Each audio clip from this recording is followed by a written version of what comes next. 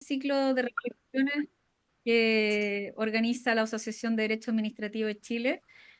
Esta vez sobre un tema que naturalmente concita el interés de quienes nos dedicamos al derecho administrativo, pero también y muy especialmente el sector privado y del Estado, ¿no es cierto? Esto es la necesidad de implementar mejora en los procedimientos de evaluación y aprobación de proyectos de inversión.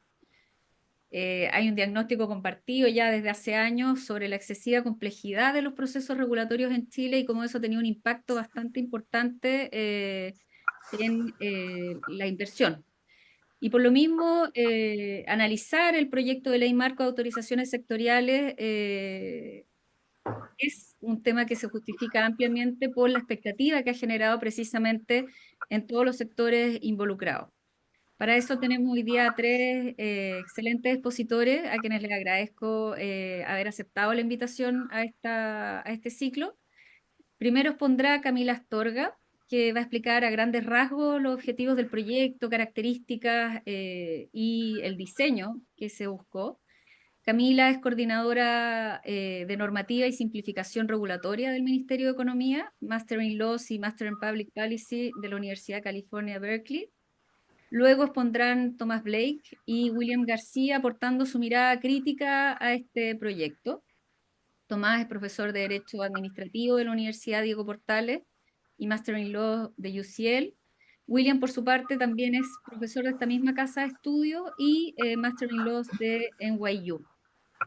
La idea es que van a exponer los tres expositores y solo una vez que se hayan terminado estas exposiciones se va a abrir un proceso, un periodo, digamos, de consultas del público, las que les pido que envíen a través del chat de la plataforma. Muy probablemente no vamos a tener tiempo para canalizarlas todas, pero vamos a hacer el mejor esfuerzo posible. Bueno, ya habiendo dicho esto, Camila, te doy la palabra para que empieces. Súper. Muchas gracias, Patricia, por la presentación y por supuesto agradecer la invitación a este espacio de reflexión dada.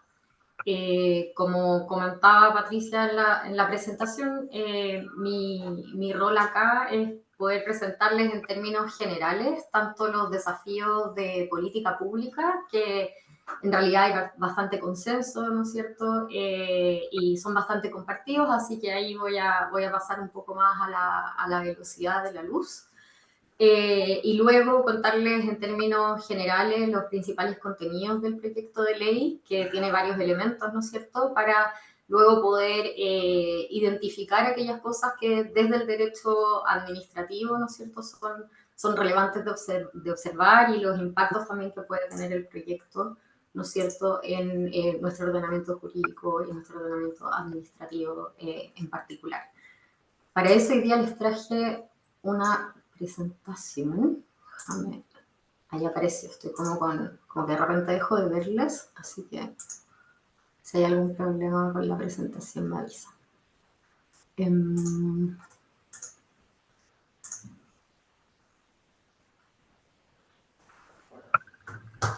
¿Se ve? Sí, se ve. Ya, perfecto. Y voy a cronometrar también para respetar el tiempo y para que lo podamos aprovechar. Bueno, como les contaba, ¿no es cierto?, este es el proyecto de ley que establece una ley marco de autorizaciones sectoriales y modifica diversos cuerpos legales.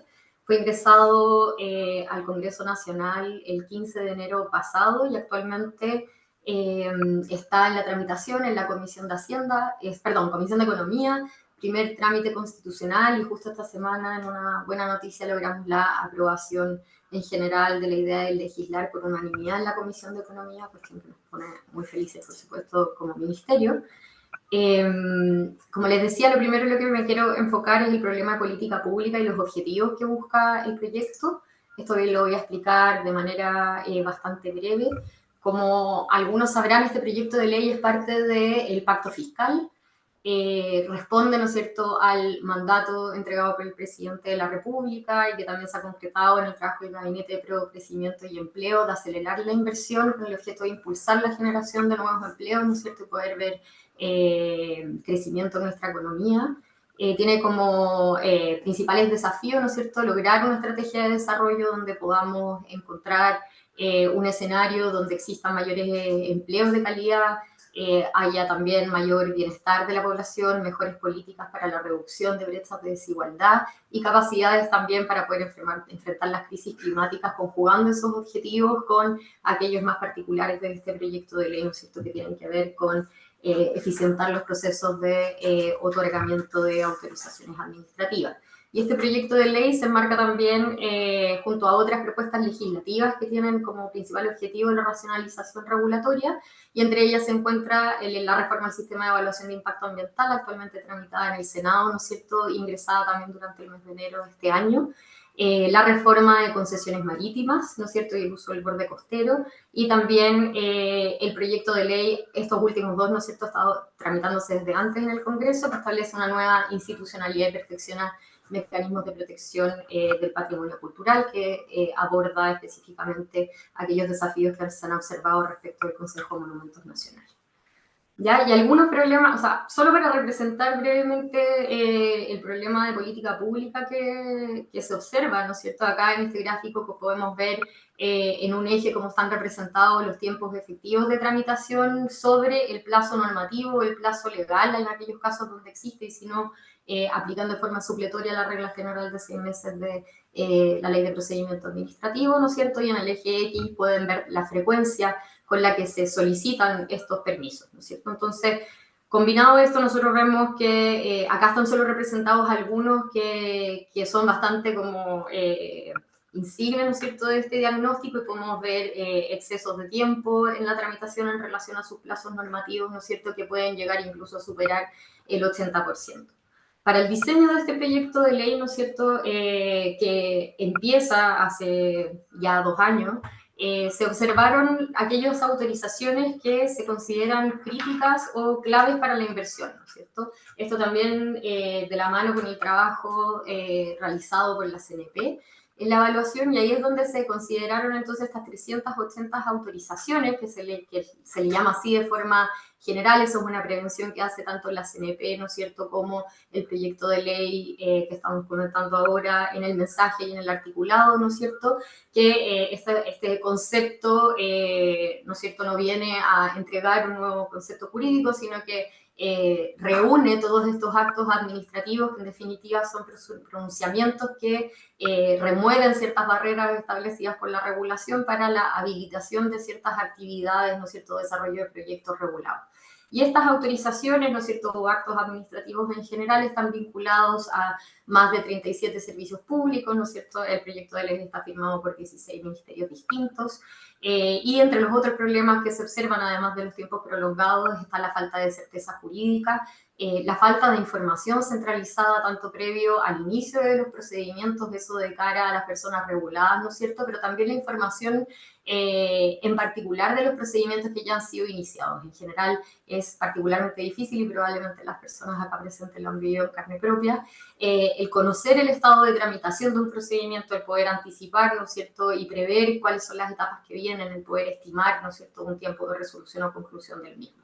Y además, por supuesto, tenemos los servicios públicos que están particularmente sobrecargados, ¿no es cierto?, lo que suma, por supuesto, desafíos a la complejidad regulatoria y a la dispersión que se observa y que, como bien decía Patricia al comienzo, ha sido identificado de manera bastante transversal como al menos uno de los desafíos que enfrenta el crecimiento económico y el aumento de la productividad.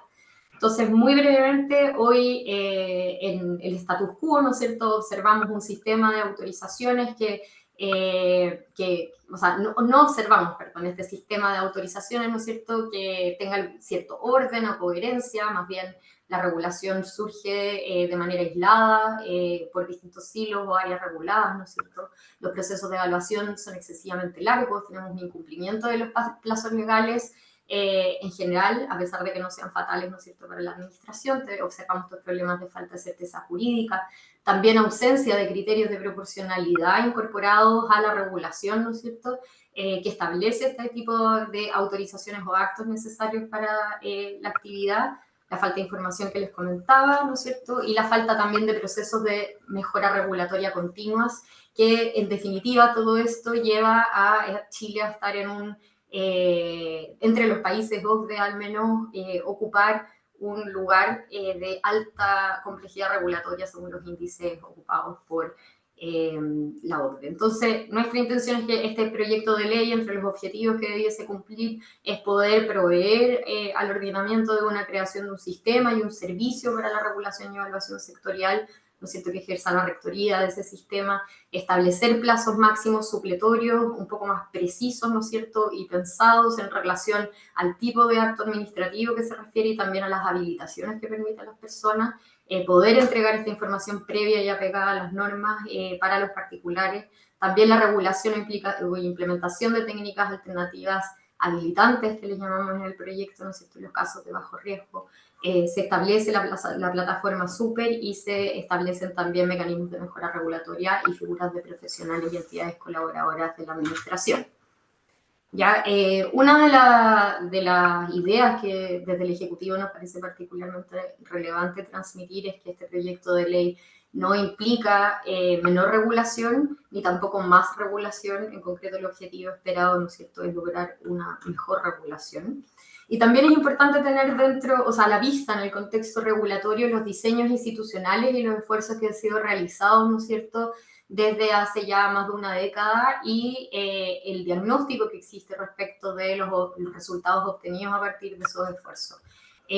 Acá están enlistados algunos, ¿no es cierto? Hay esfuerzos legislativos, muchísimos esfuerzos de gestión y administración, de fortalecimiento institucional de los distintos servicios y ministerios involucrados. Y a diferencia de del enfoque que al menos establece este proyecto de ley, es que hasta ahora lo que se ha buscado es agilizar proyectos de inversión específicos, ¿no es cierto? Aquellos proyectos grandes que son relevantes desde la perspectiva económica en su totalidad, ¿no es cierto? Y es por eso que ese trabajo también de agilización de grandes inversiones ha estado radicado en el Ministerio de Economía, pero la verdad es que los resultados no han sido observados y eso nos lleva a nosotros a tomar una acción un poco más osada, si se quiere, o ambiciosa, en ese sentido. El impacto proyectado o las oportunidades que vemos que representa este proyecto de ley es, en primer lugar, reducir los tiempos de tramitación sectorial, ¿no es cierto?, de los permisos y los proyectos de inversión, analizando la ruta crítica de permisos que deben obtener, en al menos un 30%. El aumento directo, ¿no es cierto?, del PIB derivado de los nuevos proyectos de inversión en al menos un 2,4% en 10 años y el aumento de la recaudación fiscal, ¿no es cierto?, producto del adelantamiento de los flujos futuros. Acá solo una muestra del trabajo que se ha realizado en términos de impacto estimado de esta política pública, y acá pueden ver, ¿no es cierto?, está dividido en las columnas la reducción sectorial de tiempo de la reducción total, y ahí destaco también la importancia que tiene este proyecto de ley y los efectos esperados, ya no solamente respecto de los grandes proyectos de inversión, sino que particularmente respecto de las actividades económicas que realizan particulares, en tanto personas naturales, ¿no es cierto?, o las pymes, como muestra acá abajo, que al no pasar por el sistema de evaluación de impacto ambiental, ¿no es cierto?, podemos ver la mayor reducción, el mayor beneficio concentrado en ese sector de la población. Esto, por supuesto, que no quiere decir que durante la tramitación del proyecto de ley y su aprobación y futura implementación, ¿no es cierto?, no hayan otras cosas que se deban hacer. Y esto desde la perspectiva, ¿no es cierto?, de que este problema es multifactorial. En el fondo, no solamente obedece a los plazos que estén establecidos en la ley, ¿no? Sabemos que gran parte de los problemas que observamos obedecen precisamente a la inaplicación de la legislación administrativa, tanto general como sectorial. Por lo tanto, hay un esfuerzo del Ejecutivo que tiene que ver tanto con estas medidas de gestión, que acá se las puedo como resumir muy brevemente, desde el desarrollo y fortalecimiento de la plataforma SUPER, que algunos conocerán. Esto ha evolucionado bastante desde el marzo del 2022, donde habían 31 trámites integrados, ¿no es cierto? Y ahora ya vamos en 146 trámites integrados, más de 20 instituciones, incluyendo las DOM, ¿no es cierto?, con metas ambiciosas para el 2024, llegando incluso a las 195 autorizaciones, ¿no es cierto?, y con nuevos servicios como la Superintendencia de Servicios Sanitarios y la Superintendencia de Electricidad y Combustibles. Hay también financiamiento actualmente vigente siendo traspasado a través de convenios, ¿no es cierto?, celebrados desde el Ministerio de Economía para aumentar la dotación y las capacidades institucionales Se está trabajando en indicadores de PMG que se puedan incorporar de manera permanente, ¿no es cierto? Ya no como esfuerzos aislados, mejorando también la línea de base de la evaluación, además de otros proyectos que se están trabajando en conjunto con el Laboratorio de Gobierno Digital, ¿no es cierto? Y las DOM a nivel nacional para ese sector en particular y las mesas regionales de inversión, que eso ya tiene que ver, ¿no es cierto?, con los grandes proyectos de inversión. Eso además de otras mejoras normativas que no me voy a detener ahora, las podemos revisar con más detalle. Entonces, para quienes no han tenido la oportunidad de revisar la propuesta contenida en el proyecto de ley, es bastante extensa, así que se entiende absolutamente. Esta se estructura de la siguiente forma. En el artículo primero se propone el establecimiento de una ley marco de autorizaciones sectoriales que contiene 71 artículos organizados en estos 7 títulos, ¿cierto?, que van desde las disposiciones generales, autorizaciones sectoriales y otras técnicas habilitantes, el procedimiento aplicable a las autorizaciones sectoriales, estableciendo normas mínimas de tramitación. El título cuarto se refiere a profesionales y entidades técnicas colaboradoras de la administración. Luego la regulación del servicio, ¿no es cierto?, el sistema unificado de permisos sectoriales, que es la plataforma digital, y finalmente los mecanismos de mejora regulatoria. Y ya en el artículo segundo a 38 están las modificaciones a las leyes sectoriales, que si me permiten me voy a saltar para poder abordarlas de inmediato. Esto abordan una variedad amplia de distintos sectores, ¿no es cierto?, de salud, obras públicas, vivienda, bienes nacionales, cultura, educación, y esas modificaciones, ¿no es cierto?, tienen, o sea, el tipo de modificaciones que se introducen en esas leyes son de 3 categorías. Nosotros identificamos aquellas modificaciones que son orgánicas y que estamos estableciendo, introduciendo de manera común a todos los sectores, ¿no es cierto?, para poder habilitar la participación de los distintos servicios y la integración adecuada de ellos a la ley marco y al sistema, ¿no es cierto?, para la regulación y evaluación sectorial. Además, hay adecuaciones sectoriales que buscan guardar consistencia con la ley marco de autorizaciones sectoriales. Por mencionarles solo un ejemplo, las normas mínimas de procedimiento, ¿no es cierto?, que se proponen en la ley marco, en algunos casos donde la legislación sectorial, que son los menores casos, ¿no es cierto?, pero que tiene una normativa legal para efecto de desarrollar los procedimientos administrativos sectoriales. Nosotros a través de estas modificaciones lo que proponemos es resguardar la coherencia entre ambos y uniformar, ¿no es cierto?, aquella normativa procedimental que no se condice con lo que está establecido en la ley marco. Entonces, de esa forma podemos salvar de manera precisa las antinomias, y eso fue observado al menos respecto de estas 380 autorizaciones que les mencionaba en un principio. Y luego, un tercer tipo de modificaciones que se introducen en las leyes sectoriales tiene que ver ya con mejoras específicas de esos sectores, que son el resultado, ¿no es cierto?, de muchos meses y múltiples reuniones junto con los 38 servicios y otros 15 ministerios, ¿no es cierto?, para poder identificar, no solo identificar, poder plasmar en esta iniciativa legislativa aquellos diagnósticos que ya están bastante claros sobre defectos o espacios de mejora de la regulación vigente que nos permiten hacer esos ajustes de tuercas ahí donde es bastante claro en este universo observado, ¿no es cierto?, con un especial foco en la inversión. Y con eso me voy a pasar a explicarles brevemente las principales medidas del proyecto de ley. Ya, la principal medida y más general, ¿no es cierto?, que nosotros consideramos desde el Ministerio de Economía es la creación precisamente de un sistema. ¿Ya? Esto obedece a la observada falta de coherencia, ¿no es cierto?, la dispersión normativa, y nuestra visión es que a través del reconocimiento de un sistema de autorizaciones sectoriales podemos velar e incluir y propender a esa coherencia y unidad, ¿no es cierto?, de manera progresiva, tanto de las políticas, las instituciones que conforman el sistema, las normas, ¿no es cierto?, que tienen que ver con la correcta tramitación de las autorizaciones sectoriales y también con la protección de los bienes jurídicos como inherentes de cada sector. ¿Ya? Y eso con el mandato de que prime la coordinación, colaboración y cooperación, ¿no es cierto? Me imagino que hablaremos más sobre eso adelante y la forma en que se puede materializar y la forma en la que este proyecto de ley representa una nueva oportunidad para esos objetivos que no han podido ser alcanzados. Otra de las innovaciones, ¿no es cierto?, es la creación de este servicio para la regulación y evaluación sectorial. Entre las cuestiones que corresponderá o las funciones que le corresponderá cumplir a este servicio está la administración y la operación de la ventanilla única súper. Deberá velar, ser una especie de guardián, ¿no es cierto?, del correcto funcionamiento del sistema.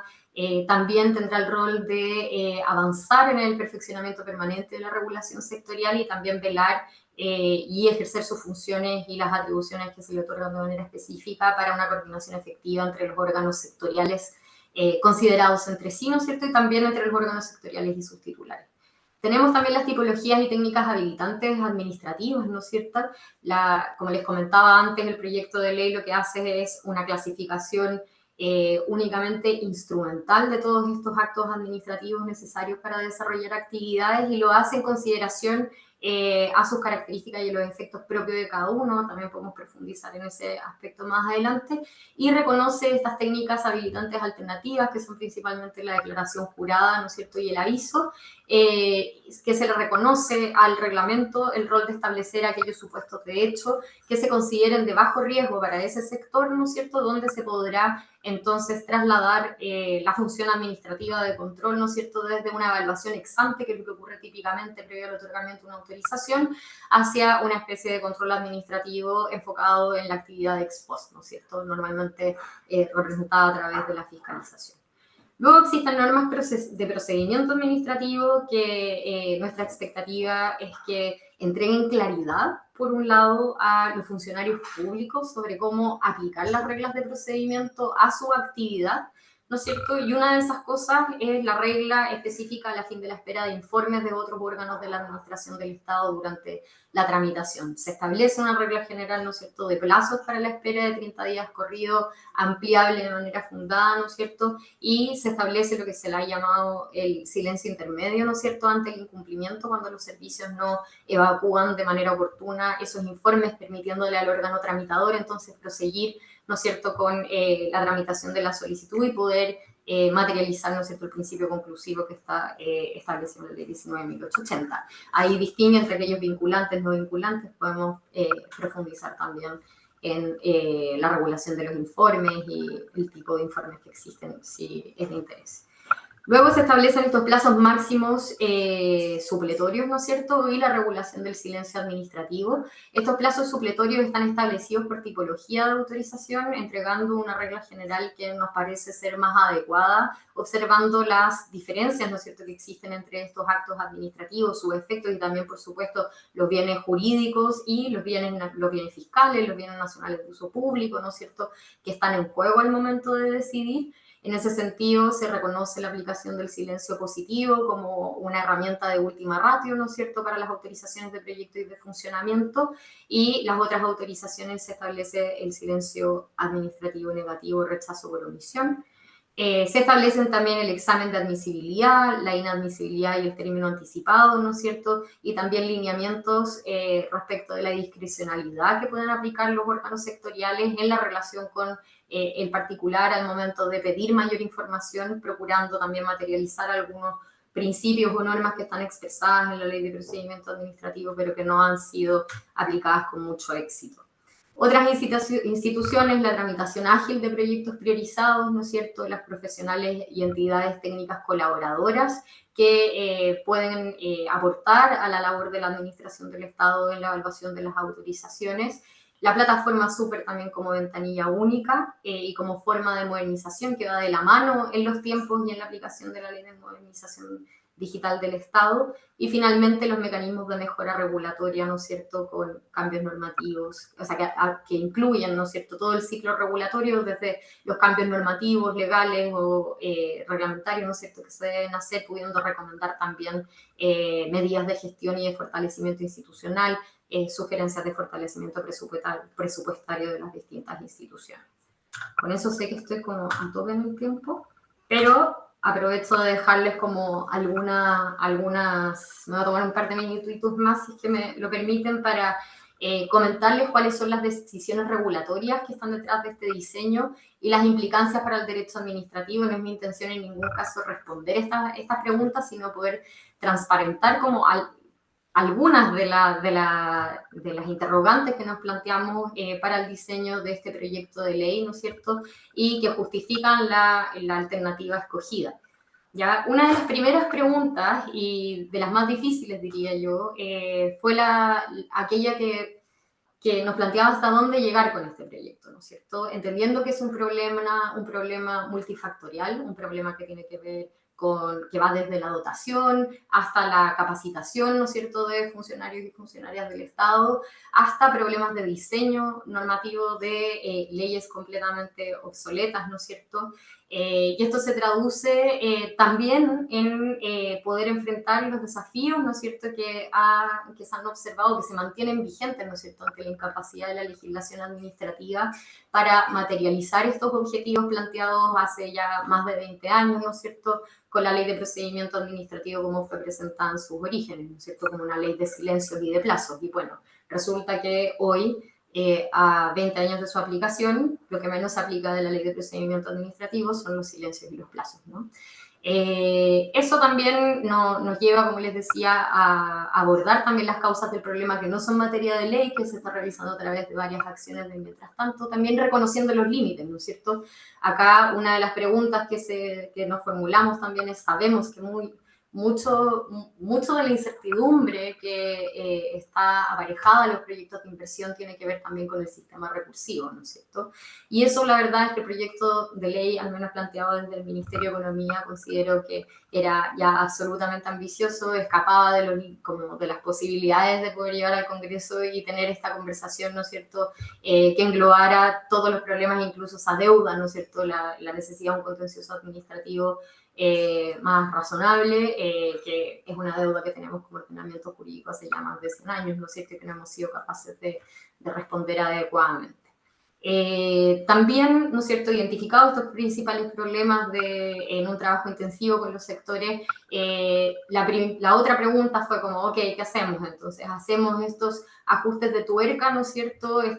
Seguimos con la modalidad de set and forget de regulaciones, donde en definitiva vamos, corregimos un problema y luego lo abandonamos y seguimos, ¿no es cierto?, abultando el ordenamiento jurídico, las regulaciones existentes, complejizando aún más, o tenemos la oportunidad de institucionalizar aquellos mecanismos que van a permitir al Estado, ¿no es cierto?, el ir revisándose a sí mismo, el poder ir actualizándose, ¿no es cierto?, en los ritmos que en general no obedece la ley, y también la posibilidad, ¿no es cierto?, en este esquema de darle voz a los servicios, que son habitualmente quienes tienen un mejor diagnóstico, ¿no es cierto?, que los ministerios u otras autoridades más políticas, ¿no es cierto?, que establecen las prioridades legislativas y reglamentarias en base a otro tipo de consideraciones.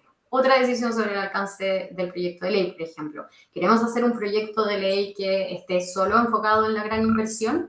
¿Qué pasa si resolvemos todos los problemas que son evidentes, ¿no es cierto?, de buena administración de cara a la ciudadanía, solo para la gran inversión y no solo para las personas, que todos también hemos vivido probablemente en carne propia lo que significa lograr esto, lograr una decisión, en el fondo, más allá de si es positiva o negativa, para poder tener la certeza de qué decisiones económicas poder adoptar.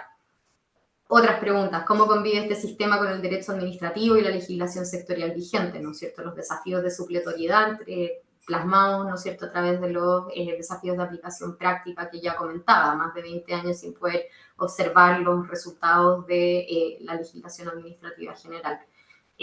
También la complejidad y las distintas manifestaciones que tiene la potestad de control de la administración del Estado, ¿no es cierto?, materializada en estos actos autorizatorios o habilitantes, y otras técnicas, ¿no es cierto?, que pudiesen ser, otras técnicas de intervención que pudiesen ser más livianas, que incorporen los criterios de proporcionalidad, ¿no es cierto?, en el esquema regulatorio chileno.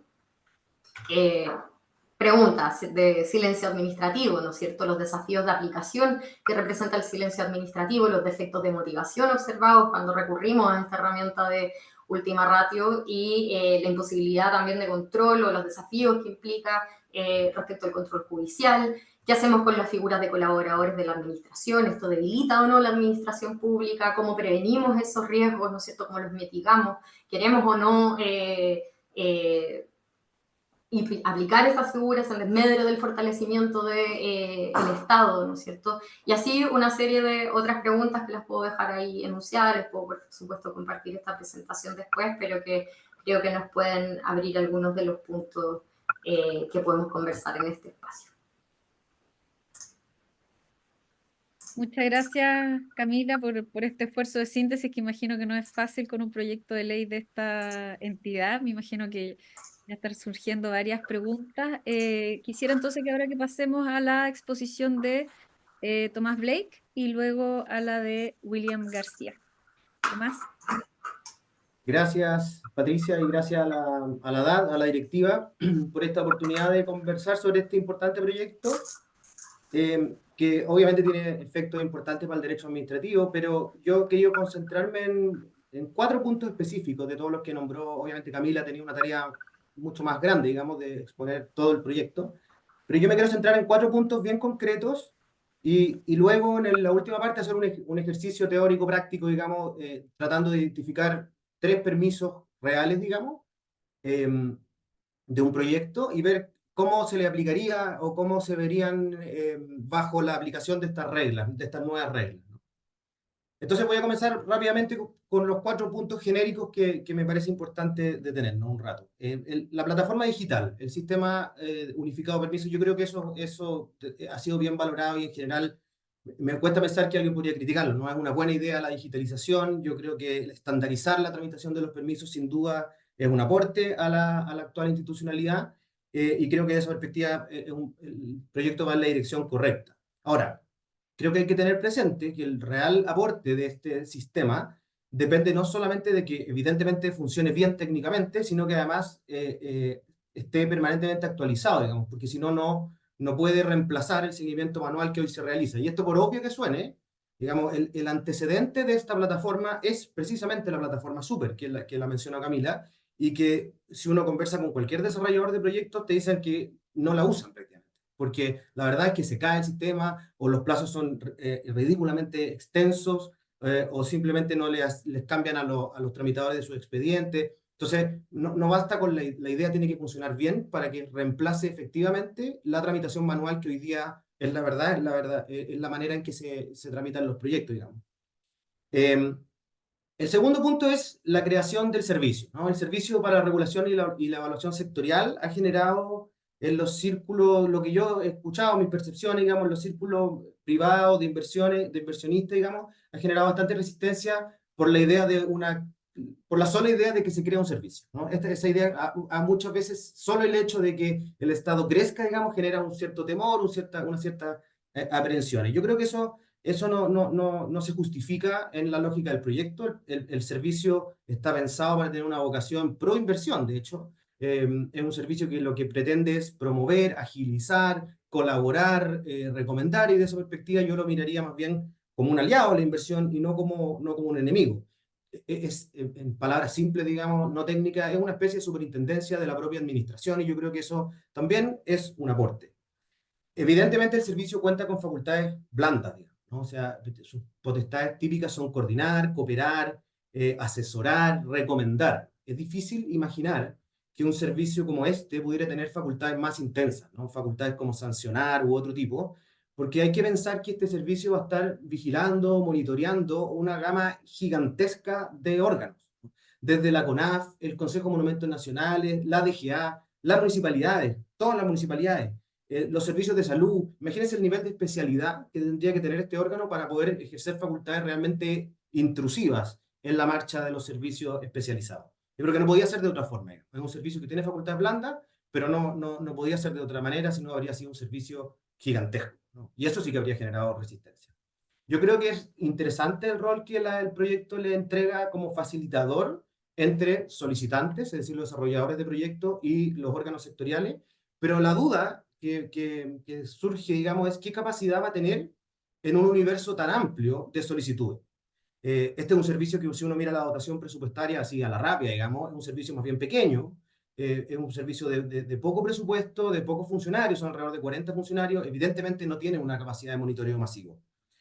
La facultad de solicitar información, o de elaborar y difundir reportes, digamos, todo eso también va de la mano con esta misma idea, digamos, ¿no? ¿Qué capacidad va a tener de solicitar información y monitorear procesos? En definitiva, hay una expectativa de que sea una especie de ojo de Sauron, digamos, que alcance a ver todo, pero no va a alcanzar a ver mucho, porque no, con el presupuesto y la dotación que tiene, lo más probable es que tenga que seleccionar, y entonces vigile o monitoree los proyectos más emblemáticos.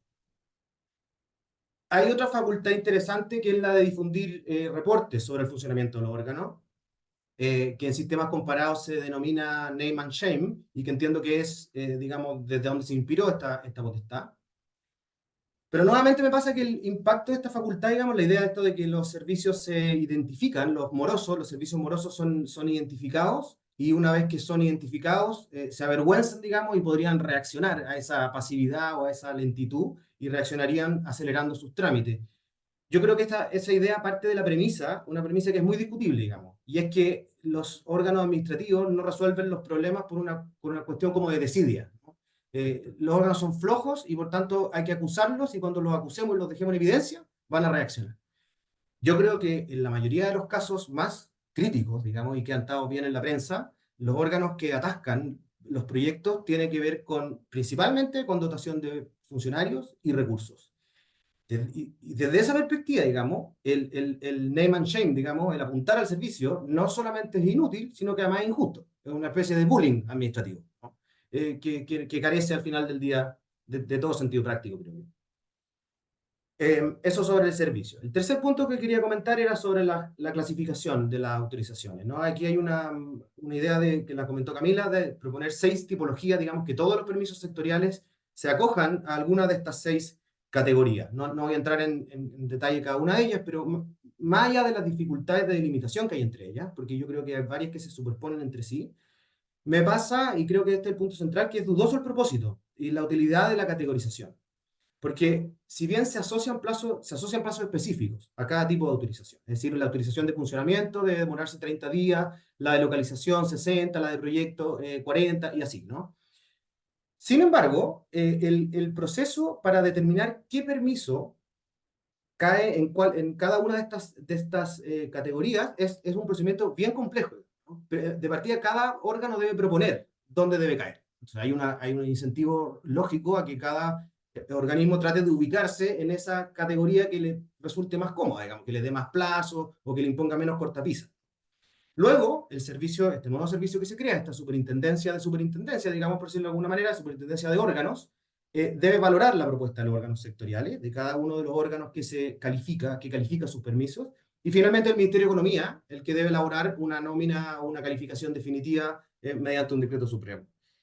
Y un primer problema con eso es que el servicio propone entonces el proyecto, perdón, propone plazos para autorizaciones en algún sentido a ciegas. En algún sentido regula a ciegas, porque no sabemos cuáles son los permisos que van a ser de funcionamiento, calificados como de funcionamiento, de proyecto, de instalación, etc. Y por tanto los plazos que se asignaron, más o menos en abstracto, digamos, no se entiende bien cuál es la racionalidad de eso. ¿Por qué se asignan plazos si no sabemos a qué permisos se van a aplicar esos plazos? Ese es un problema, pero hay un segundo problema que es más delicado. Y es que el incumplimiento de estos plazos, cuando sea injustificado, dice el proyecto como es razonable, trae como consecuencia, digamos, la clásica responsabilidad administrativa, que todos sabemos que no es un remedio eficaz para agilizar los procedimientos administrativos.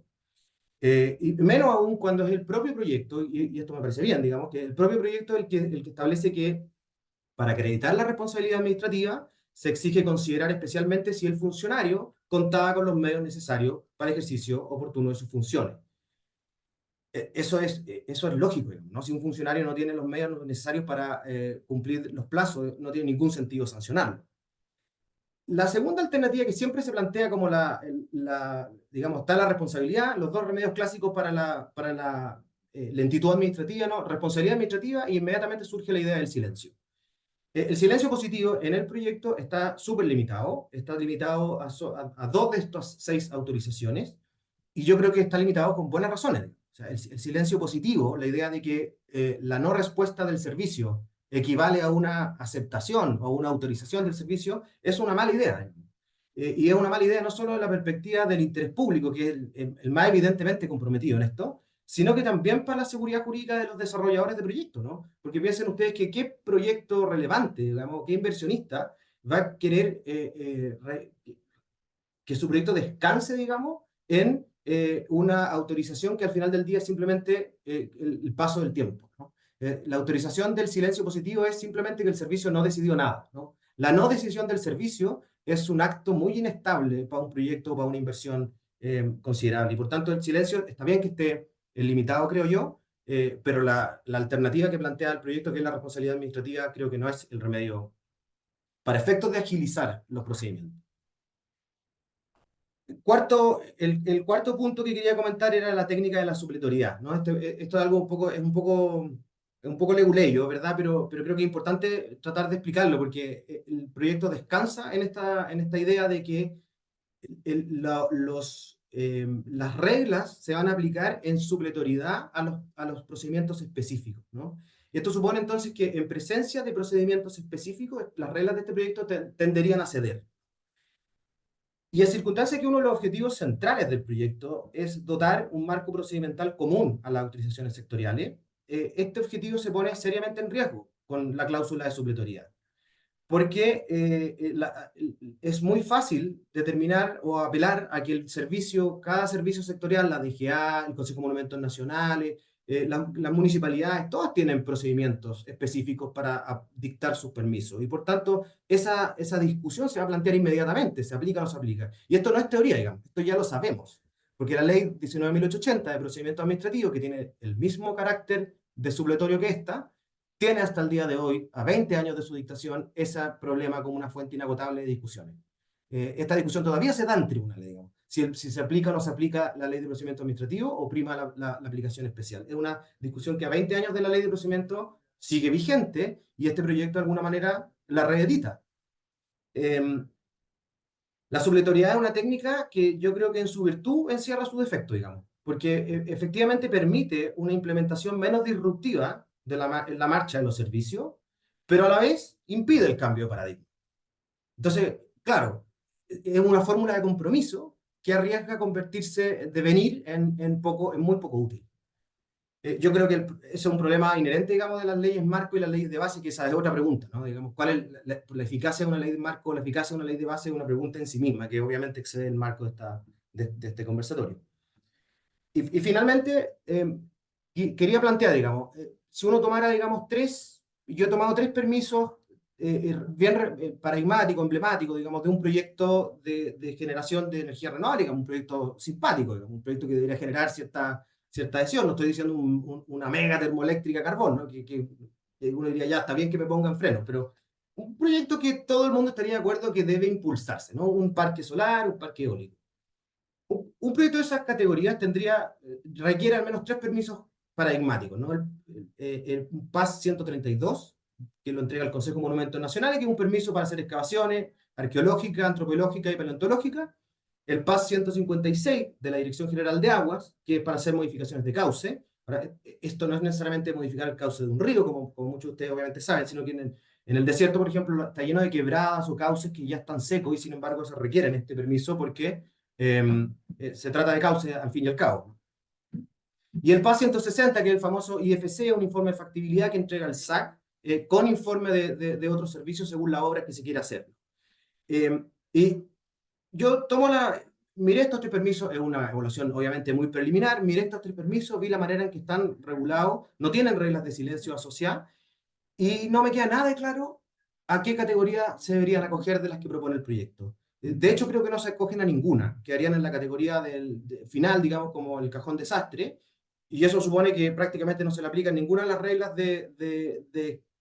que acelerarían los procedimientos, digamos, no se le aplicarían los silencios, no se le aplicarían la posibilidad de sustituir esos permisos por técnicas alternativas, etc. Y si caen en alguna de las categorías que le aplican, digamos que existen, volvemos al problema de avanzar con un proyecto que no tiene aprobación sólida, digamos. O sea, si caen, yo no sé si es mejor que no te aplique el silencio positivo o que te aplique el silencio positivo, porque entretener un silencio ficto que no da certeza, que no da solidez, o no tener nada, digamos, yo creo que uno queda ahí un poco en tierra de nadie.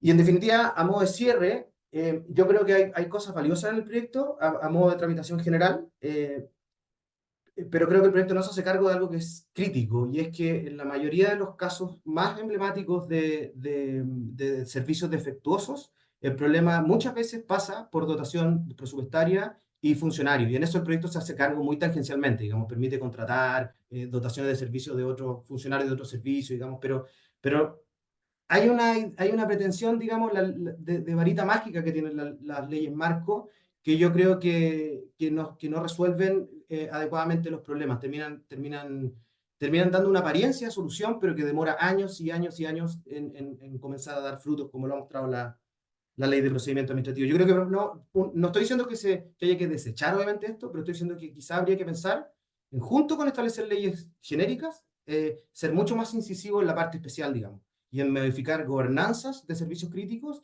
y en presupuestos de servicios críticos, que ese es un diagnóstico que sí está súper consensuado.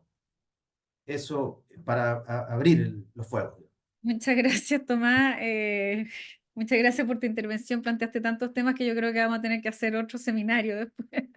Estamos muy justos con el tiempo, así que voy a dar la pasada a William. Gracias, Patricia, gracias a los organizadores y a la ADAD. Quiero, mi visión respecto del proyecto de ley eh, es, eh, es bastante crítica.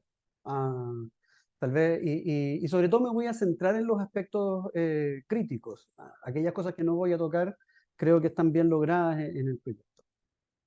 Entonces quisiera decir en primer lugar que este es un proyecto de ley extremadamente ambicioso. Yo creo que no conocemos otro proyecto de ley que tenga el mismo nivel de ambición conceptual en materia de derecho administrativo en Chile. El proyecto en la práctica, y solo una de sus dimensiones, porque el proyecto de ley tiene muchas dimensiones, en la práctica altera el procedimiento administrativo según cuál sea la intención del titular, del interesado. Si la intención del interesado es emprender, se le aplica este procedimiento 2.0 privilegiado frente al procedimiento que se le aplica, digamos, al resto del mundo. El procedimiento por decirlo de alguna manera, el procedimiento del trabajador que se enfrenta con la dirección del trabajo, el procedimiento del migrante, es el procedimiento de la ley de base de procedimiento administrativo, el procedimiento del emprendedor, cualquiera sea su tamaño, como dijo Camila, es este. Y en relación con eso, digamos, este es un proyecto que pretende superponerse a la ley de procedimiento administrativo. Y al respecto, yo creo que es aventurado criticar a la ley de procedimiento administrativo como una ley que no cumplió con sus objetivos. La ley de procedimiento administrativo sí cumple con el objetivo importante de racionalizar y ordenar la actuación de los órganos de la administración del Estado, y es, podríamos decir, la columna vertebral incluso de la ética de quienes tramitan los procedimientos administrativos. E incluso en materia de silencio se han dado, y si bien últimamente, soluciones ingeniosas aplicando, es decir, no necesariamente previstas en la ley, pero dando la aplicación a los principios de la ley que sí hacen efectivo el silencio administrativo. En relación con el alcance del proyecto, el proyecto, insisto, es sumamente ambicioso, es omniabarcador, todo lo que quiera hacer el emprendedor se va a regular por este proyecto, pero sorprenden entonces cuáles son las exclusiones. Por ejemplo, hay exclusiones por organismos que digamos, son evidentemente arbitrarias. Es decir, ¿por qué el Consejo Nacional de Energía está excluido y otra enumeración de organismos? Es decir, esos organismos fueron exitosos y conservaron su fuero frente al resto que se les impone esta ley. Eso por tipo de organismo. Pero también hay exclusiones por tipo de acto, y aquí quiero insistir en algo que voy a resaltar más adelante.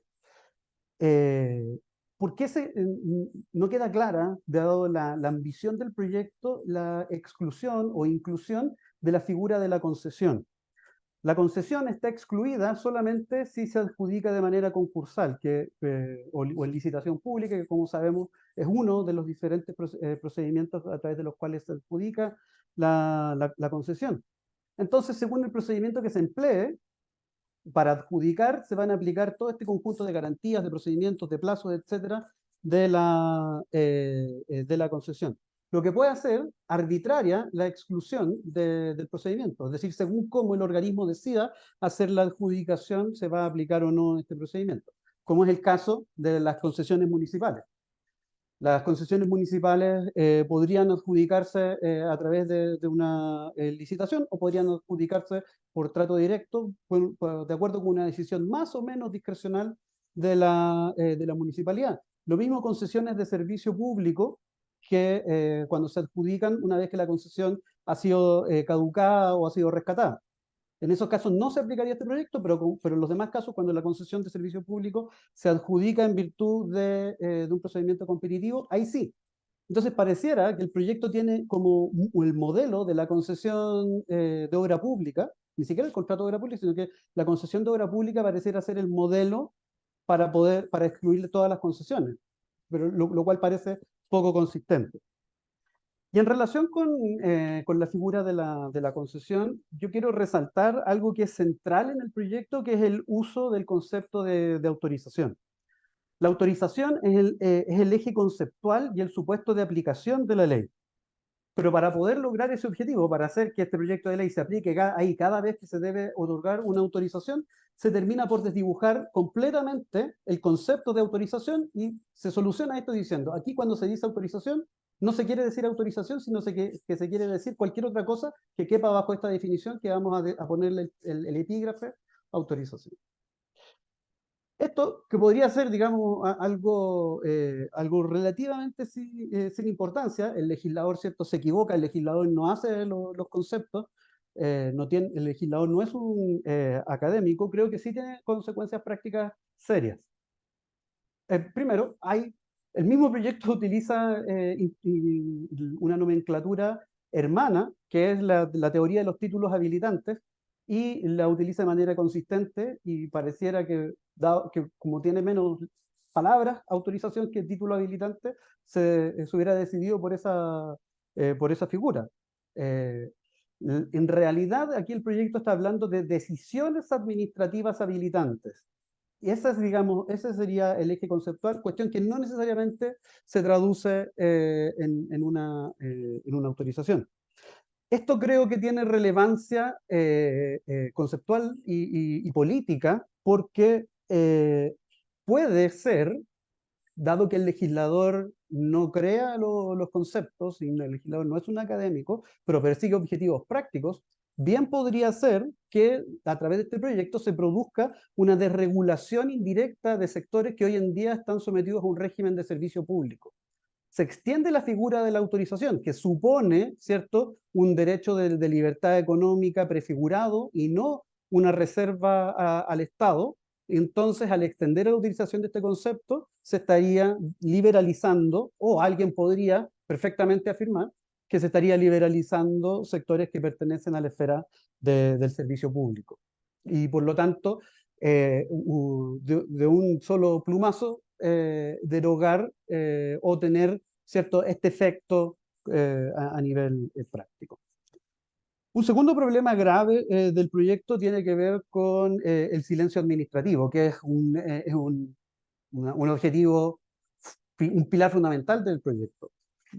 Sin repetir lo que ya dijo el profesor Blake, el proyecto tiene de positivo que aumenta las hipótesis de silencio negativo. Eso, sin duda, que es mejor que lo que existe hoy en día, donde aparentemente el silencio positivo sería la regla general en los procedimientos rogados. Pero recordemos que el silencio positivo es un problema. El silencio positivo es un problema naturalmente para los intereses públicos, porque lo que supone la existencia de un procedimiento del silencio negativo en tratándose de decisiones administrativas habilitantes es que se van a realizar en el mercado actividades plenamente ilegales. Entonces, ese es un problema para el interés público que no debiera soslayarse. Y en segundo lugar, es un problema de certeza jurídica, de que uno difícilmente puede imaginarse que el titular de cualquier actividad de importancia pueda decir, ¿sabe qué? Yo aquí tengo mi certificado, mi escrito tiene un timbre electrónico, por lo tanto voy a construir una central hidroeléctrica, voy a emplazar un condominio, etc. Ocurre entonces que el silencio negativo puede ofrecer cierta garantía. El silencio negativo, al ser una desestimación, abre la posibilidad de impugnar ante un tercero imparcial lo que ha realizado la administración. Pero aún eso es demasiado lento y uno puede pensar perfectamente en una alternativa en la cual las decisiones, el transcurso del plazo por sí solo motiva que se acuda a un tercero para obtener, incluso como medida cautelar, una decisión administrativa perentoria dentro de plazo, es decir, una suerte de acción administrativa, acción contenciosa administrativa cautelar. Pero más allá de eso, más allá del problema que tiene la figura del silencio positivo especialmente, en cuanto a la determinación de los plazos, el proyecto es realmente insólito. El problema que existe hoy en día con los plazos administrativos es que los plazos están fijados sin atención a los recursos materiales y humanos que se necesitan para evacuar una decisión administrativa. Y este proyecto insiste, digamos, no se advierte qué diagnóstico hay para fijar estos plazos. Vimos recién en una diapositiva que la tardanza está medida, el Ejecutivo ha medido la tardanza. ¿Por qué motivo esa tardanza se va a solucionar fijando otros plazos arbitrarios?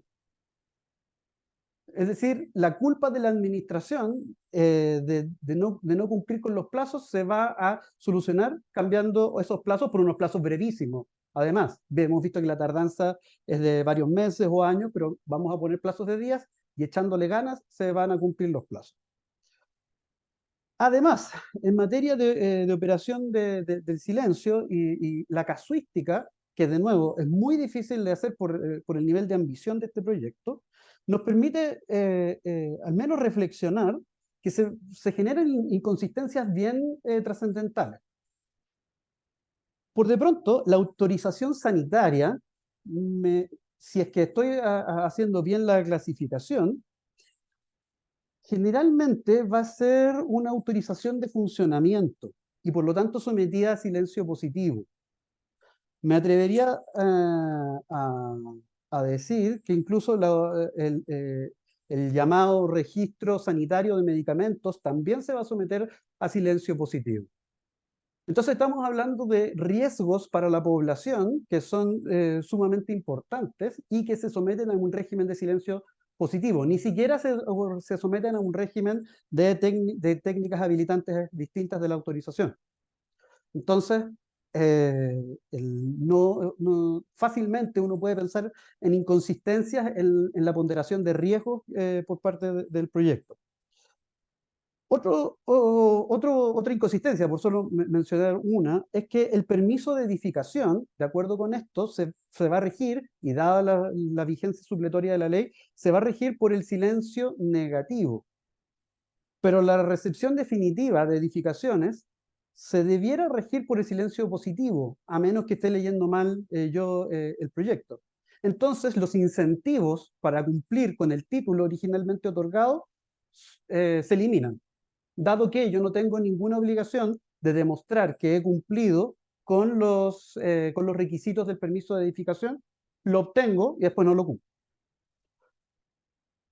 Enseguida, yo quisiera destacar que el complemento de la utilización de las técnicas de la autorización está en el gran esfuerzo que hace el proyecto por levantar técnicas alternativas y encomendar a los servicios eliminar las autorizaciones ahí donde sea posible. Yo creo que eso puede ser algo bastante positivo y tal vez incluso lo más destacable del proyecto.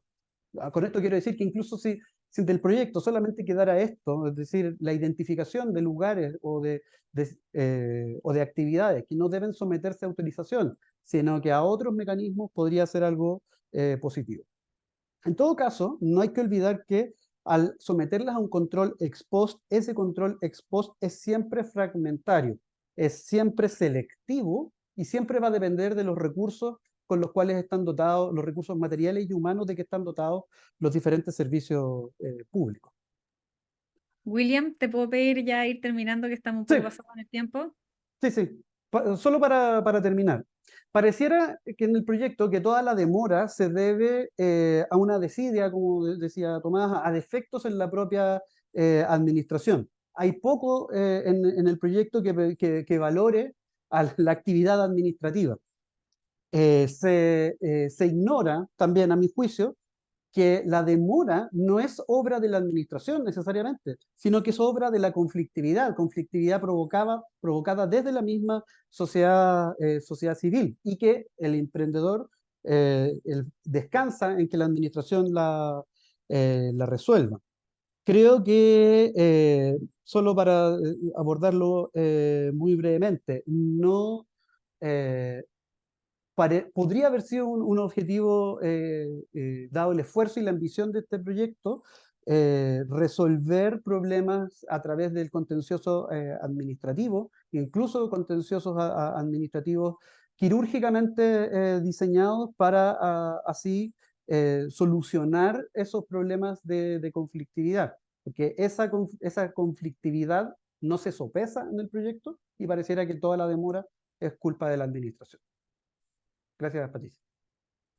Muchas gracias, William. Ahora sí que está confirmado que vamos a necesitar otro seminario sobre este tema. Son muchos los temas que hay que tocar. Camila, me imagino, obviamente no es posible abordarlos todos. Te pediría que partiéramos por, yo creo, dos temas que han sido como bien recurrentes. Por una parte, el tema del silencio, que también había una pregunta planteada sobre ese tema. ¿Por qué la utilización del silencio, también cuando no ha funcionado muchas veces, el efecto que ha tenido en materia de ley de procedimiento administrativo no ha sido precisamente el esperado? ¿Por qué recurrir a esto acá? Y el silencio positivo, precisamente desde la perspectiva de lo que es la certeza jurídica de los inversionistas y, por otra parte, el interés público que puede verse comprometido. Y segundo, el tema de los plazos, que es algo que también se repite mucho en otros foros, digamos. ¿Por qué ahora los plazos o cambiar los plazos van a poder cumplirse? Simplemente por cambiar los plazos. O sea, si esto no va acompañado de recursos profesionales, personales, etcétera. Y de ahí, sigue tú, por favor, con los otros temas que tú consideres pertinente abordar.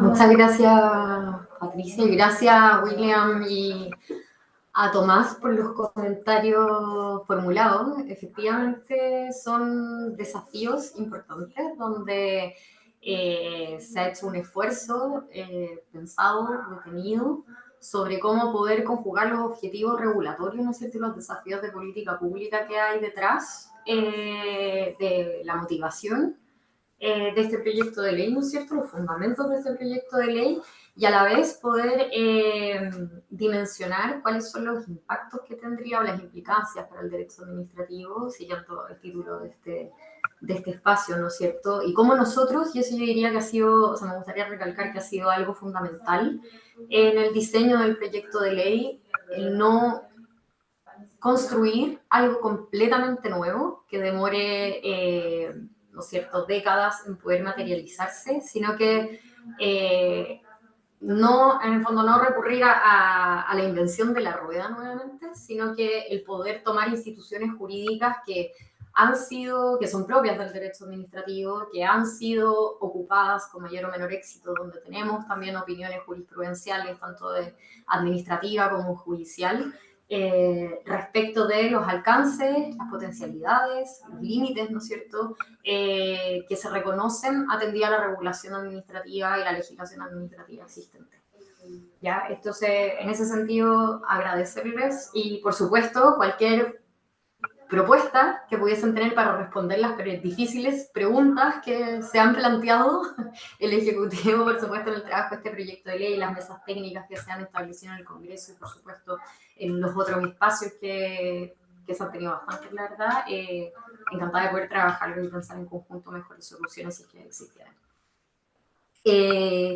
En primer lugar, el por qué la utilización, ¿no es cierto? O sea, o quizá, perdón, voy a retroceder un poquito antes. El establecimiento de plazos, ¿no es cierto?, por tipología, que está establecido en este proyecto de ley, está lejos de ser arbitrario.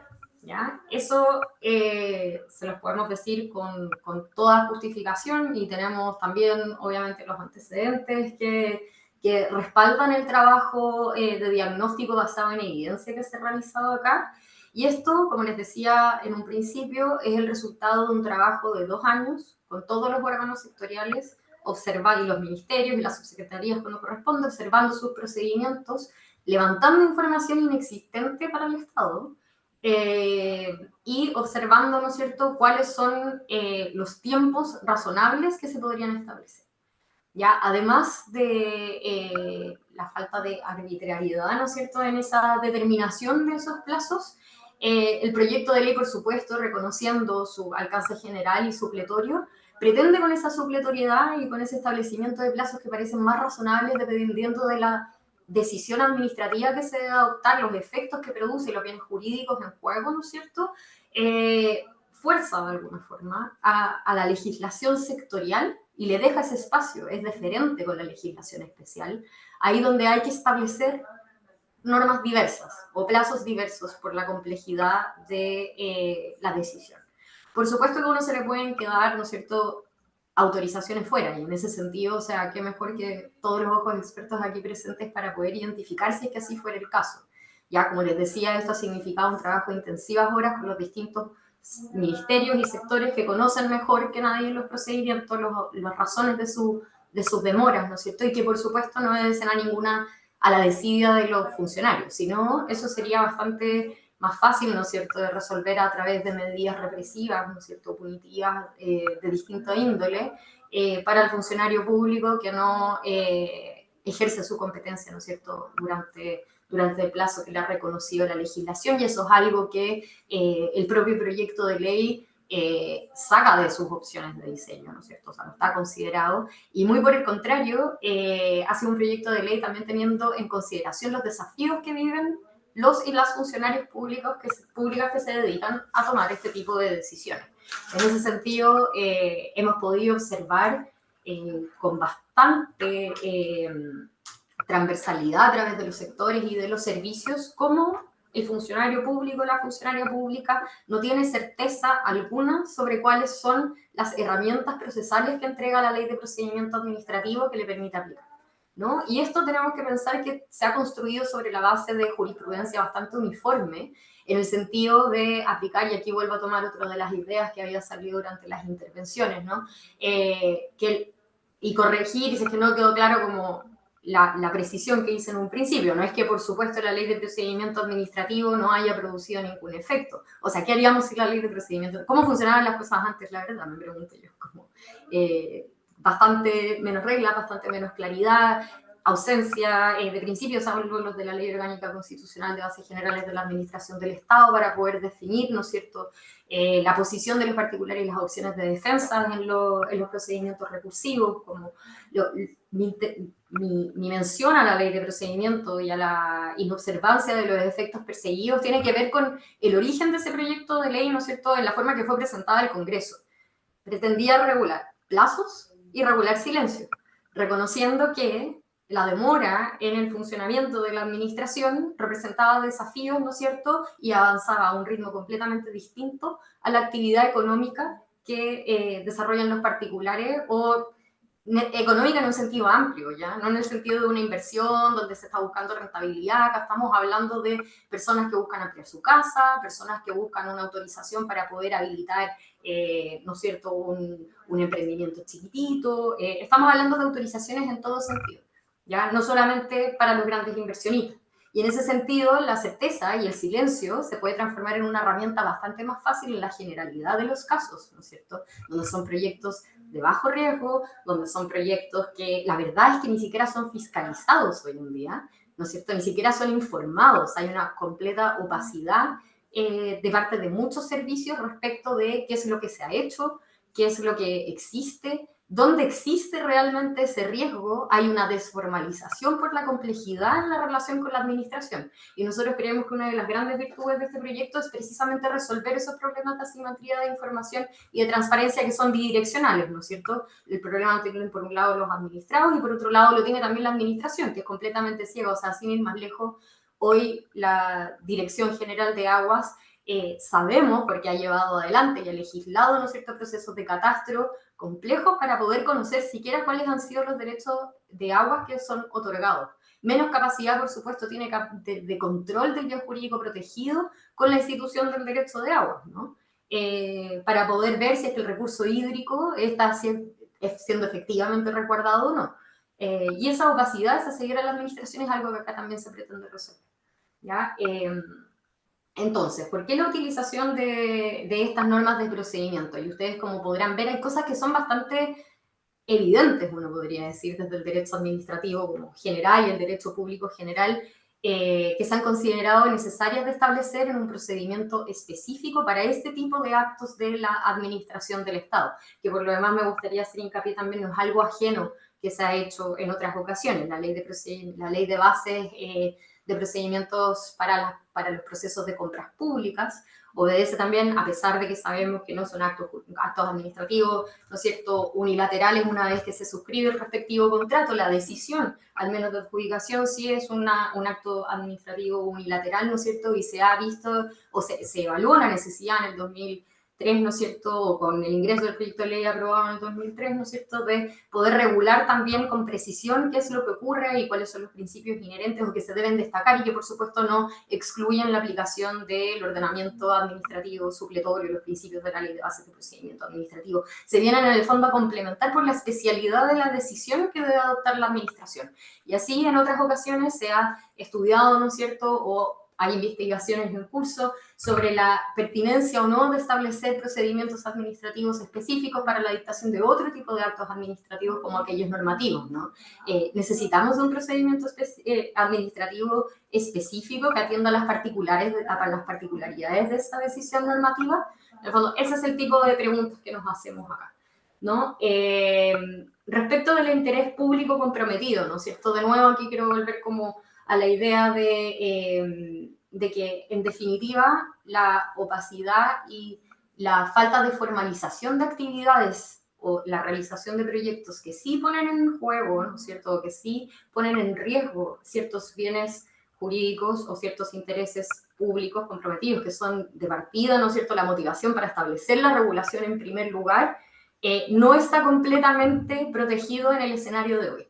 Esta opacidad, esta ceguera que tienen los organismos públicos es algo que dificulta bastante su quehacer, ¿no es cierto? Y también la actividad, el consumo intensivo de tiempo, de recursos humanos, de recursos materiales en la evaluación ex ante, ¿no es cierto?, de la pertinencia o no de habilitar estas actividades, le quita bastante, ¿no es cierto?, posibilidades o impide al menos un balance óptimo respecto de cuál es el tipo de atención que se debe establecer respecto de las diversas actividades de control, ¿no es cierto?, de la administración, y nuestra propuesta es que eso pase a un control ex post, donde podemos ver, por ejemplo, en materia sanitaria, que sí funciona bastante bien, ¿no es cierto?, la fiscalía.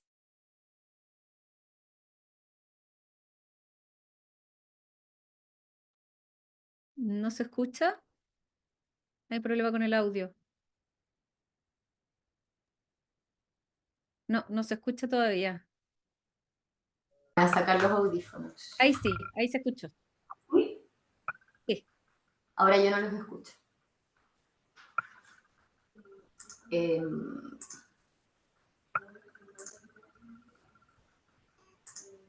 ¿Me escuchan?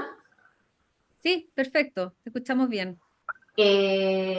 Bueno, eso. Entonces, ¿por qué el establecimiento de esas reglas de procedimiento? Porque desde los sectores, ¿no es cierto?, al excluir la aplicación del procedimiento administrativo general por la existencia, y aquí también me gustaría hacer un hincapié, de escasas normas de procedimiento en la legislación sectorial, porque la mayoría de las veces los vacíos son la regla general. Ya, con suerte podemos encontrar una o dos reglas especiales de procedimiento, ¿no es cierto?, en la legislación sectorial, y en definitiva eso ha llevado a la jurisprudencia tanto administrativa como judicial a excluir entonces la aplicación de varias normas que están establecidas y estuvieron establecidas con una pretensión de aplicación general sin necesariamente distorsionar la especialidad de la decisión que se debe adoptar. Entonces, herramientas que están a favor de la administración. tales como la declaración de inadmisibilidad de solicitudes, tales como la terminación anticipada de un procedimiento administrativo cuando la solicitud es defectuosa o la parte interesada no entrega los elementos necesarios para poder adoptar la decisión, ¿no es cierto? También el reconocimiento en este procedimiento de un problema que muchas veces observamos, y es que se acusa que los procedimientos son excesivamente largos, pero no hay ninguna regla de suspensión, ¿no es cierto? Y la administración pública, si bien podría suspender, ¿no es cierto?, ese cómputo de plazo, podría establecer alguna fórmula para hacerlo, la verdad es que los funcionarios y las funcionarias públicas simplemente no aplican las herramientas que requieren algo de interpretación por temor a estar actuando, ¿no es cierto?, con disconformidad a la ley. Entonces, esa es una primera pretensión de este proyecto de ley. Por supuesto que me quedan, o sea, muchas cosas fuera. Después, Patricia me ha dicho, creo que abordé la mayoría de los puntos. Queda, por supuesto, o sea, la gran pregunta de, y que por eso necesitaríamos otro encuentro, en definitiva, pero es, por supuesto, o sea, uno se pregunta como, ¿por qué estos plazos, por qué este procedimiento sí debería funcionar y no han funcionado otros mecanismos, ¿no es cierto?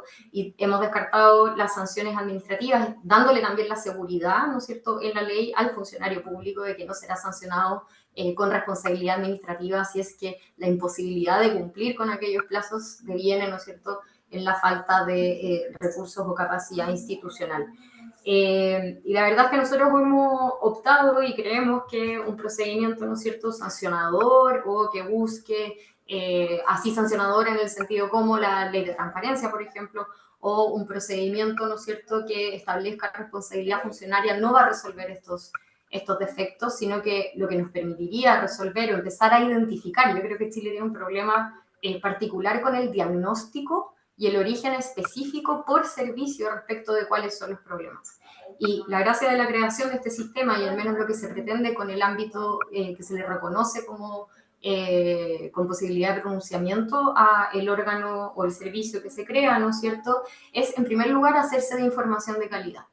Hacerse de información de calidad, cuestión que por supuesto está facilitada a través de la implementación de la plataforma digital, la que será obligatoria para todos estos órganos sectoriales y como les comentaba con las cifras más arriba, más allá de la existencia de esta ley o no, la plataforma súper está profundizando actualmente, o sea, está sumando más autorizaciones, está sumando más servicios y es la ley la que profundiza precisamente esas funciones o esas virtudes, ¿no es cierto?, que hoy día es difícil de ver en la plataforma como ha sido desarrollada a la fecha. Y eso, trabajado en conjunto con la División de Gobierno Digital, ¿no es cierto?, nos permitirá además cumplir, le permitirá a los servicios encontrar una vía para poder subirse y dar cumplimiento a las obligaciones de digitalización establecidas en la ley que modifica la ley 19.880, ¿no es cierto?, respecto de la digitalización y la modernización del Estado. Esa mayor información, por supuesto que va a ayudar a entender dónde existen problemas específicos y de qué tipo. Este servicio va a poder hacer, ¿no es cierto?, recomendaciones, como les decía, que van desde el mejoramiento de procesos, la mejora de gestión, la necesidad de fortalecimiento institucional y la entrega de recursos fiscales para ese fortalecimiento, hasta las modificaciones normativas. Nosotros creemos que exista un servicio dentro de la administración del Estado con esa función permanente, con visión intertemporal, con la posibilidad, por supuesto, de priorizar aquellos lugares o sectores que son más críticos, ¿no es cierto?, atendida la razonable limitación presupuestaria que existe. O sea, si nosotros pudiéramos presupuestariamente hoy, ¿no es cierto?, reforzar la totalidad de los servicios para poder resolver este problema, sería también otro escenario, y eso la verdad es que simplemente no tiene viabilidad, no solamente no tiene viabilidad política, no tiene viabilidad como desde la perspectiva de los recursos fiscales disponibles y de la responsabilidad fiscal. Y por lo demás también el rendimiento de los convenios que han sido suscritos, como les decía, entre las medidas administrativas que se están o medidas de gestión que se están aplicando hoy en día para poder resolver los problemas de stock de permisos, han demostrado que no basta con la simple transferencia de recursos o con el simple aumento de dotación. En el fondo, estos son problemas multifactoriales, son diagnósticos que deben ser observados dentro de cada servicio público con sus particularidades, debe ser observado por lo demás el ciclo regulatorio completo, ¿no? No se trata simplemente del diseño y entrada en vigencia de una norma, sino también que de las capacidades de fiscalización que existan después, y eso va a determinar, por supuesto, dónde está la determinación de esos umbrales, donde vamos a reconocer que hay circunstancias de hecho que son de bajo riesgo, ¿no es cierto? Porque no sacamos nada con pasar todo a declaraciones juradas si es que existe un funcionario para fiscalizar por región. Y en definitiva, esa es una de las principales propuestas, ¿no es cierto?, institucional también y de mejora regulatoria, que permite que el Estado, en este esfuerzo legislativo, no solamente ajuste esas tuercas, como le decía, en la legislación sectorial, con el diagnóstico que existe hoy, que por supuesto además va a cerrar las puertas respecto a los diagnósticos que se observen a futuro, sino que nos permite incorporar en el Estado, ¿no es cierto?, en la institucionalidad administrativa y en los procesos al interior del Ejecutivo, esa posibilidad de autodiagnóstico y evaluación progresiva, teniendo en cuenta también las posibilidades presupuestarias del país. Última cosita quizás con respecto de, perdón, me voy a tomar ese minuto, respecto de la dificultad de la aplicación del silencio positivo, como reconocí en la exposición, ¿no es cierto? Esa era fue una de las decisiones, de las múltiples decisiones regulatorias que se tuvieron que tener a la vista, ¿no es cierto? Y adoptar, entendiendo los efectos que podía tener el derecho administrativo. Y creemos que se entregan algunos elementos que podrían, por supuesto, ser reforzados, bienvenidas las ideas, para facilitar la implementación del silencio positivo.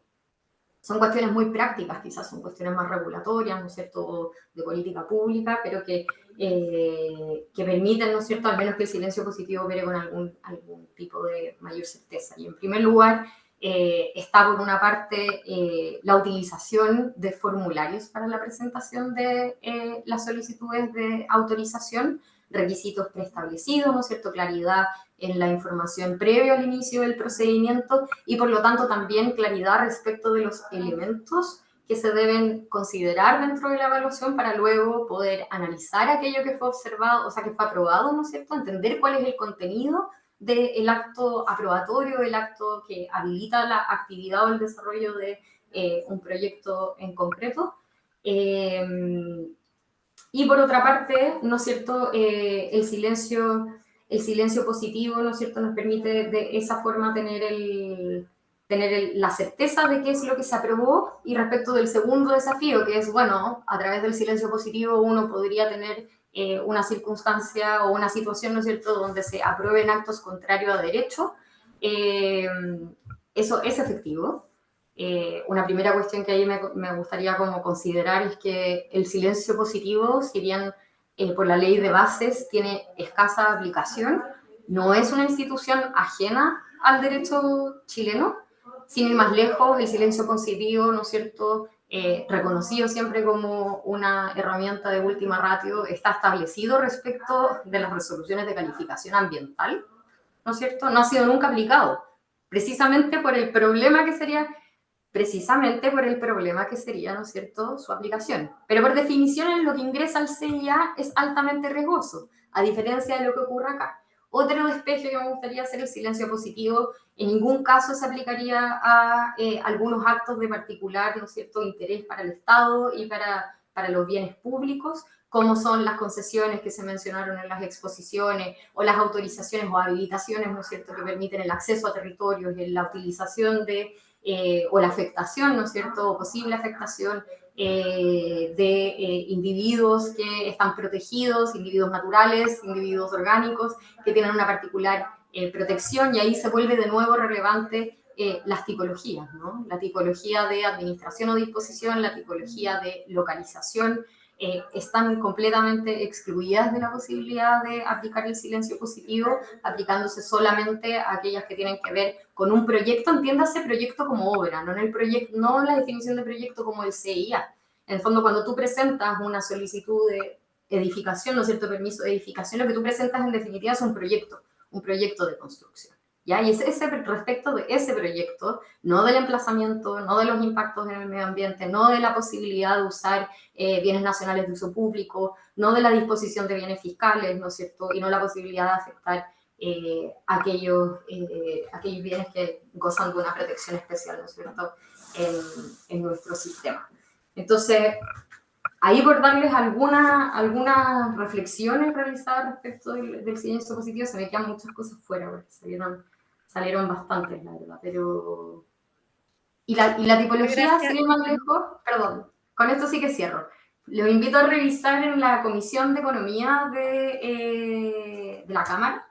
Nosotros hicimos entrega de un listado de autorizaciones, ¿no es cierto?, o de actos habilitantes para el desarrollo de actividades, que es el fruto del trabajo realizado con los órganos sectoriales, ¿ya? Como podrán ver ahí, al menos 380 autorizaciones, que son las que se tuvieron a la vista para el diseño, ya tienen una tipología pre-trabajada, preconcebida. Por supuesto que esa no es hay que oficializar ese acto de aprobarse la ley, ¿no? Pero ahí pueden ver en el fondo cómo en conjunto con los servicios se han construido estas tipologías y se ha dado una clasificación a las autorizaciones para que puedan ver más en concreto cómo se proyecta las implicancias y la aplicación del proyecto. Bueno, muchas gracias Camila, Bueno, muchas gracias Tomás y muchas gracias William y a todos los presentes. Yo creo que todos los temas que se han tocado y lo corto que hemos estado de tiempo, de hecho excedimos en 30 minutos el tiempo originalmente previsto para este ciclo, da cuenta de lo relevante que es este debate y que por lo mismo probablemente vamos a seguir conversando sobre este en alguna otra sesión. Eso les agradezco a todos y les quería pedir un favor, si es que podrían ponerse todos en cámara para poder vernos y así despedirnos, no solamente con fotos. Eso, y bueno, nuevamente agradecerles y esperarlo en las nuevas sesiones que hacemos recurrentemente en la Asociación de Derecho Administrativo. Eso, muchas gracias a todos y me despido. muchas gracias. Gracias, que estén bien. Gracias.